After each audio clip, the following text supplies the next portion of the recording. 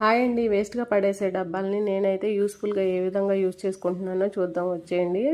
ఈ బిస్కెట్ ప్యాకెట్లు కొంటూ ఉంటాం కదా మనం. ఆ డబ్బాల్ని వేస్ట్‌గా పడేయకుండా ఈ విధంగా వీడియోలో చూపిస్తున్నట్లు కట్ చేసేసుకొని నీట్‌గా దానికి కావాలంటే ఒక కలర్ పేపర్‌ని పైన వ్రాప్ చేసుకోవచ్చు, అతికించుకోవచ్చు గమ్‌తో అయినా. నేను పర్లేదు ఇంకొకసారి వచ్చినప్పుడు నేను మారుస్తూ ఉంటాను. మనం బిస్కెట్ ప్యాకెట్లు కొన్నప్పుడల్లా ఇది పడేసేసేసి ఇంకా మళ్ళీ కొత్తగా వచ్చిందని నేను ఇలా కట్ చేసుకొని వాడుకుంటూ ఉంటాను. అందుకనే నేను ఏది కూడా పేపర్ అంటించకుండా అలాగే యూజ్ చేసుకుంటున్నాను. చూస్తున్నారు కదా, ఇక్కడ వచ్చేసి పెన్నులు పెన్సిళ్ళు అన్నీ సపరేట్గా పెట్టుకోవడం కోసం సోప్ బాక్సుల్ని యూజ్ చేసుకుంటున్నాను. 3 షెల్ఫ్స్ లాగా వచ్చేసింది నీట్గా. దేనికి అది